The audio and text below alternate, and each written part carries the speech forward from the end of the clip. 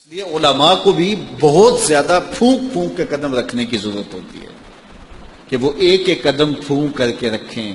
اعلیٰ حضرت نے کتنی خوبصورت بات کی تھی اپنے زمانے میں. آپ نے علماء کو جو نصیحتیں کی اس میں ایک نصیحت کی. آپ نے کہا علماء لوگ تمہیں دیکھ کے دین کے قریب ہوتے ہیں اور تمہیں دیکھ کے دور بھی ہو جاتے ہیں. کہا کہ اگر تم نے سنن غیر موقدہ کو چھوڑ دیا تو لوگ سنن موقدہ چھوڑ دیں گے، اور اگر تم نے سنن موقدہ کو چھوڑ دیا لوگ واجبات چھوڑ دیں گے. تم نے واجبات چھوڑ دیے تو لوگ فرائض چھوڑ دیں گے، اور اگر تم نے فرائض چھوڑ دیے تو لوگ کہیں دین نہ چھوڑ دیں. اور پھر کہا اے طبقہ علماء تم نے اگر مکروہ تنزیہیہ کا ارتکاب کیا تو لوگ مکروہ تحریمیہ میں پڑ جائیں گے، اور اگر تم نے مکروہ تحریمیہ کا ارتکاب کیا لوگ حرام میں پڑ جائیں گے.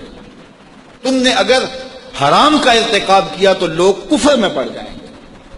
اس لیے علماء کو آج کے دور میں نہیں ہر دور میں اپنے کردار کو بڑا صاف رکھنے کی ضرورت ہے. میں آپ کو ایک مثال بتاؤں. امام بخاری کا نام سنا ہے نا؟ اللہ اکبر. رسول اللہ کی 6 لاکھ حدیثیں زبانی یاد تھی امام بخاری. اللہ اکبر.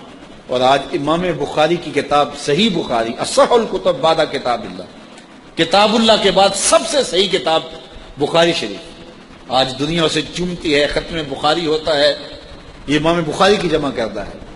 امام بخاری سفر پہ جا رہے تھے اور امیر آدمی تھے. 6 لاکھ اشرفیاں اس زمانے میں آپ کے پاس تھیں. یہ چھوٹا سرمایہ نہیں تھا. کشتی کا سفر تھا. کسی شخص نے دیکھا کہ ان کے پاس 6 لاکھ اشرفیاں. اس نے سوچا عالمانہ وضع قطع ہے، پگڑی ہے، جبہ ہے، تو یہ اتنی اشرفیاں تو کسی تاجر کے پاس ہونی چاہیے. تو یہ ایک عالم کے پاس اتنی اشرفیاں ہیں. تو اس نے کہا کہ چلو ایک طریقہ ہاتھ آ گیا، میں ذرا کوئی ہیلا کرتا ہوں اور یہ پیسے میں خود حاصل کر لوں. تو اس نے شور مچا دیا کہ میری 6 لاکھ اشرفیاں چوری ہو گئی، کہ جب سب تلاشی لی جائے گی تو ان سے نکلیں گی تو لوگ کہیں گے کہ تو ایک مولوی شخص ہے اور تیرے پاس اتنے پیسے کہاں سے آئے، تو اشرفیاں مجھے مل جائیں گی. تو جب تلاشی شروع ہوئی تو امام بخاری کی تلاشی لی گئی تو ایک اشرفی بھی نہیں نکلی، کچھ بھی نہیں نکلا. سارا سامان ٹٹولا گیا، کچھ نہیں نکلا. خیر چلو لوگوں نے اس کو کہا تو جھوٹا ہے، تو نے خام خواہ جو ہے وہ ایک مکر کیا ہے. وہ بھی بڑا پریشان تھا کہ اشرفیاں میں نے ان کے پاس دیکھی ہیں، گئی کدھر. خیر جب جہاز چلنے لگا تو آہستہ آہستہ امام صاحب کے قریب ہو گیا. امام بخاری سے پوچھنے لگا حضرت اشرفیاں تو تھیں آپ کے پاس، تو کدھر گئیں؟ فرمایا جب تم نے الزام لگایا نا، اور مجھے پتا ہے کہ تم نے الزام کیوں لگایا، میری وجہ دیکھ کے تم نے میرے سے ہتھیانا چاہا تھا، تو میں نے چپکے سے وہ اشرفیاں سمندر میں پھینک دی تھی. تو کہا حضرت اتنی زیادہ اشرفیاں اور سمندر میں پھینک دیں؟ کہا ہاں. کہا کیوں پھینکی؟ تو حضرت امام بخاری فرمانے لگے کہ اگرچہ وہ اشرفیاں میری تھیں، میری ملک تھی، اور تو نے اگرچہ یہ شور کیا تھا لیکن ایسے مجھ سے لے بھی نہیں سکتا تھا. لیکن ہو سکتا تھا کہ کوئی ایسا فیصلہ ہو جاتا اور اشرفیاں مجھے تجھے دینا پڑتی، یا کوئی آدھی آدھی کر لیتے یا کچھ ہوتا. تو اب میری وضع عالمانہ ہے اور میرے اوپر لگ جاتا ہے الزام چوری کا، اگرچہ میں چور نہیں ہوں لیکن لگتا تو الزام. قیامت تک لوگ میری حدیثیں قبول نہ کرتے کہ اس پہ تو چوری کا الزام ہے. تو کہا میں نے اپنے کام کو محفوظ کرنے کے لیے اشرفیاں قربان کر دی. اتنی اشرفیاں صرف اپنے کردار کو بچانے کے لیے، اور ہم ٹگے کے لیے، چائے کی پیالی کے لیے دین بیچ دیتے ہیں اور پھر کہتے ہیں آج علماء کی قدر کیوں نہیں ہے. میاں قدر ہم نے خود بیچی ہے. ایک ہی چیز ہے، یا پیسے لے لیں گے یا قدر لے لیں گے. تو یہ ذمہ داری تھی ہماری کہ ہم انتہائی حساسیت کے ساتھ جو ہے اس دور کا ادراک کرتے اور حالات کو سمجھتے، اور جن لوگوں نے حالات کو سمجھ کے قدم اٹھائے ہیں وہ کامیاب اور بامراد ہوئے. حضور جب گفتگو فرماتے تھے تو اتنی شستہ، سادہ، دل نشین، سہل اور عام فہم ہوتی کہ ہر شخص اس کو سمجھ لیتا. لوگوں کے مبلغ علم کے مطابق حضور بات کرنے کا مزاج رکھتے تھے. خود فرمایا کلم الناس علی قدر عقولہم لا علی عقولکم، جب بات کرو تو اپنے مخاطبین کے فہم کے مطابق کرو، اپنے فہم، اپنی دانست اور اپنی عقل کے مطابق نہ کرو. کچھ لوگوں کو یہ شوق ہوتا ہے کہ وہ بھاری بھرکم علمی اصطلاحات استعمال کریں. ظاہر ہے جو مکتب اور مدارس کے لوگ نہیں ہیں وہ ان اصطلاحات کو سمجھ نہیں سکتے. تو یہ کوئی کمال نہیں ہوتا. اس سے مقصود اپنے علم کا روب جمانا اگر ہو تو یہ بہت نامناسب ہے، لیکن اگر حکمت کو نہ سمجھتے ہوئے بندہ ایک روٹین میں اس طرح کا کلام کرے تو وہ مناسب نہیں ہے. لوگوں کے فہم اور مبلغ علم کے مطابق بات کرنا حضور کا سنت طریقہ ہے.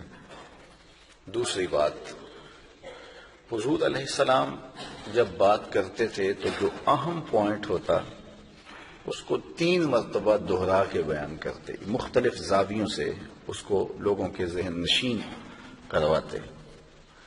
تیسری بات کہ حضور جب کلام فرماتے تو حضور کی گفتگو بہت لمبی نہیں ہوتی تھی. حضرت جابر بن سامرہ رضی اللہ تعالیٰ عنہ فرماتے ہیں کنت اصلی مع رسول اللہ صلی اللہ علیہ وسلم فکانت صلاتہ قصدا وخطبتہ قصدا.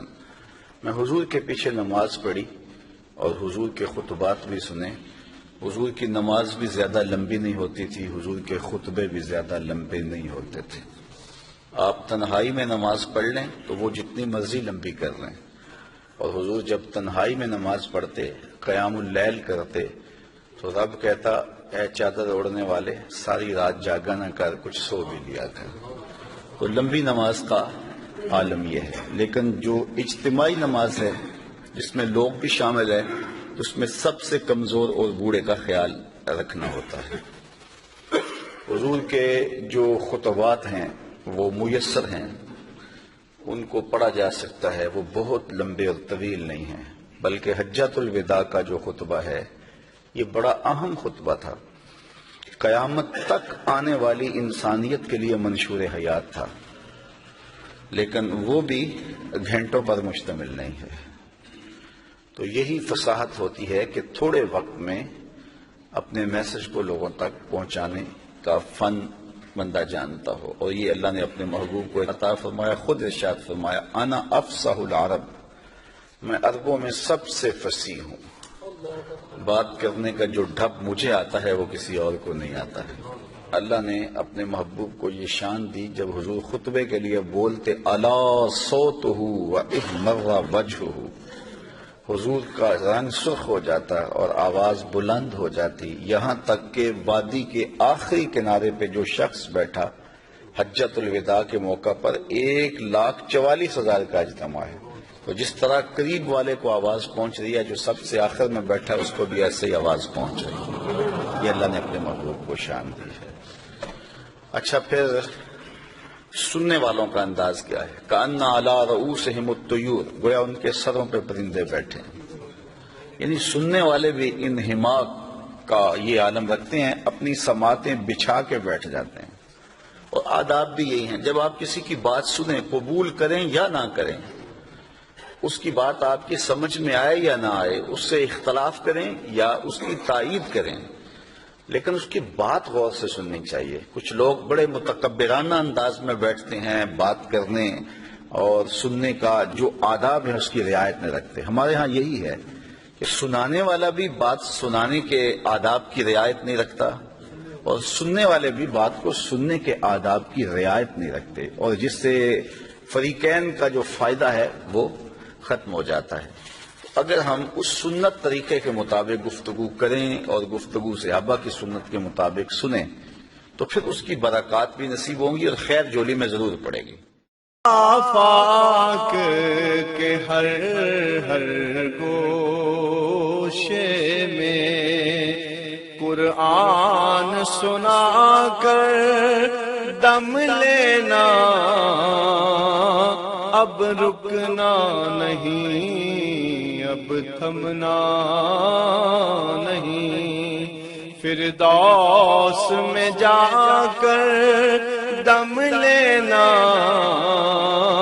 آفاق کے ہر ہر گوشے میں قرآن سنا کر دم لینا، اب رکنا نہیں، اب تھمنا نہیں۔